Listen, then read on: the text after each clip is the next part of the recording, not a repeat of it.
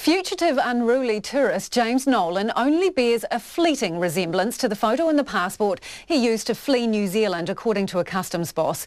Nolan had been charged with reckless driving and assault and was also wanted for being part of an alleged roofing scam. Yet he managed to use someone else's passport to skip out of the country while he was on bail. A customs officer failed to do proper further checks after the e-gate system flagged that his photo didn't match the one on the passport he was carrying. Customs Group Manager of Border Operations, Terry Brown, explains what happened after the e-gate signalled there was a problem. Mr Nolan departed New Zealand on the 26th of January. He used the e-gate process and the image of his face and the biometric image in the passport did not match our algorithm threshold. This automatically refers the image to a customs officer who manages a tool called our decision review tool. He reviewed and accepted the image and the passport biometric image as a match and erred. Okay, can I just stop you there, because this bit is quite important. Have you seen the picture in the passport and the picture taken at the airport of James Nolan? Have you seen those two pictures? Yes, I have. Okay, do they look alike? There is a fleeting similarity, but the purpose of having invested in our e-gates and biometrics facial recognition technology is to ensure that it removes, the human interface so that we... I know, but you had a situation here where you did require a human to intervene and verify either way, and you just said there was a fleeting resemblance. So this person let him through on the basis of a fleeting resemblance? No, the person let them through on the basis that the technology had identified that it was a low match with the algorithm threshold, and so it's then subject to a second scrutiny. There are other layers of defence which should have been applied and were not applied. That includes the face-to-passport check and the request for further identification to substantiate the person's identity. So he was never asked for other identification to prove that he was the person in the passport? Not in this instance, no. Okay, so who let him through and didn't do that? Well, an officer made a judgment based on their own interpretation of the two images. They made an error in accepting the image as a match, and that's part of a review process that we'll undertake now. How senior was the customs officer? How experienced? The officer has had quite limited engagement in customs, but has been employed specifically to do this type of role. So what do you mean by limited? A couple of years in the business or what? Less than 2 years, but again has got a primary purpose of delivering this function and task. Terry, you've seen the pictures, as you said. Would you have let him through based on that image?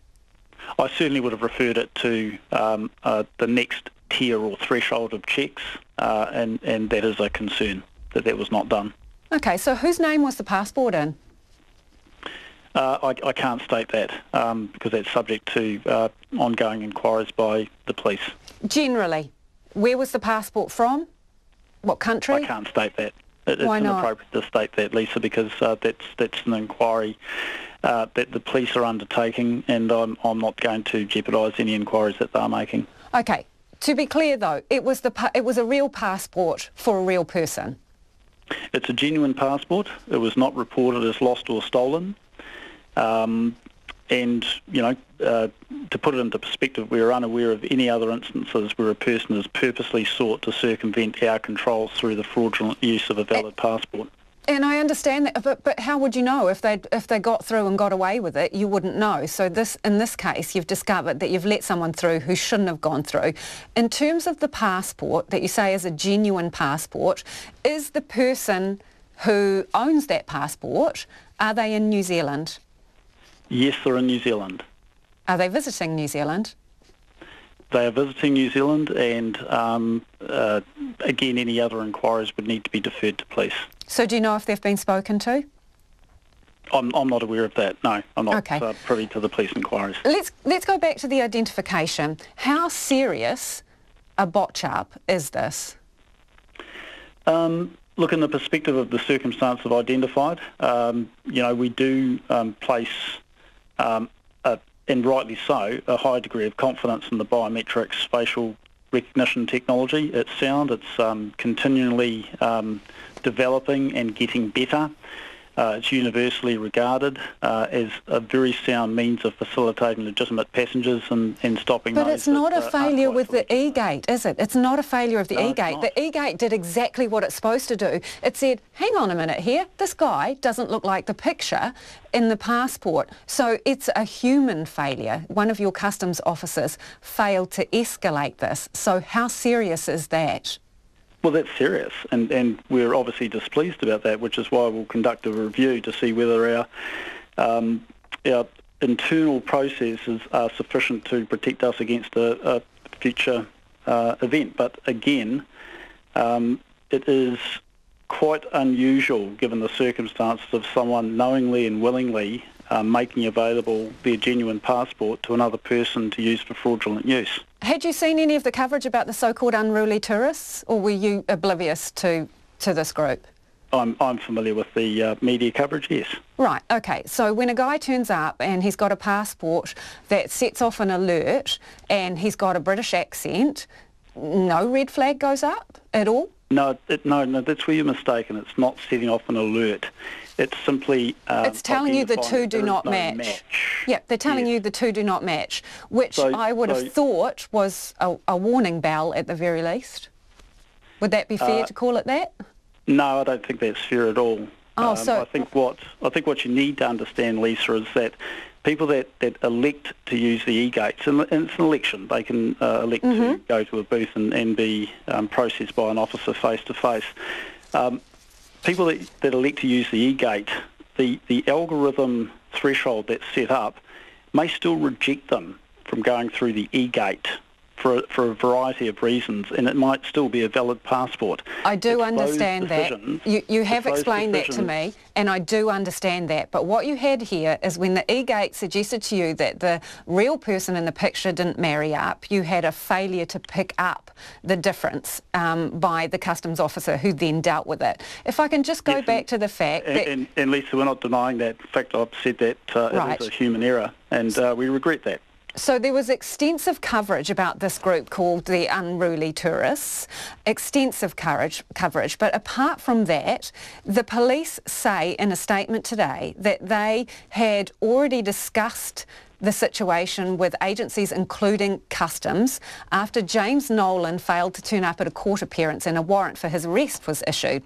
That as part of the investigation to locate James Nolan, they got in contact with Customs and ensured that border alerts were in place.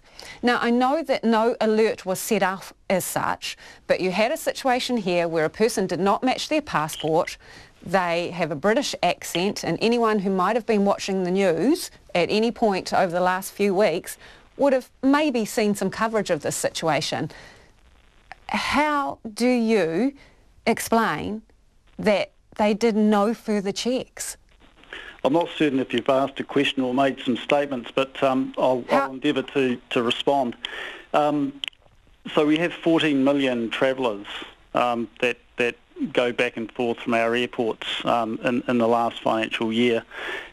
We have an alert system which is structured. It's predicated on knowing the identity of the individual. In this instance, Mr. Nolan departed New Zealand under a fictitious name, using a genuine passport and masqueraded as that person. So having an alert in the name of Nolan would not have intercepted him in this instance. Not in terms of the passport, but wouldn't it have put you on alert? I understand, and I'll let you finish, but I just need to clarify this point. I understand that that passport would not set off an alert, but given you had been warned that this guy might be trying to leave the country, wouldn't that have put you on alert generally? So when police consulted us, we made inquiries, and that's where we identified that Nolan had departed using this passport. So that is the reality. I think it's a little bit mischievous to suggest that officers would have familiarity of Nolan trying to depart New Zealand on a genuine but fraudulent use of a passport. Candidly, had Nolan attempted to depart, had he had possession of his own passport, that would have been subject to alert. He needed to go down this course of action simply because he didn't have possession of his passport that was in the possession of police under bail conditions. So, you know, in going round in circles, I think we're identifying that this is a unique set of circumstances which is predicated largely by the willful provision of a travel document by a third party to make it available to Nolan. Now, the officers should have still picked it up. I'm making no excuses for that, and that's unfortunate, but I don't believe in the context of 40 million passengers and the fact that we manage our alert system so very successfully and have done over a number of years, that there's any reason for the public to be concerned that suddenly we're a porous border. Is it that simple though? You just get a passport that vaguely looks like you and you can get through? No, and that's why I talked about the layered security arrangements. We got to Tier 2. There's another 2 to 3 tiers that are available to us. There was a human error that did not follow through. It's regrettable that any person can achieve what they've achieved by these means, and we're very unhappy about it. And that's Customs Group Manager Border Operations Terry Brown.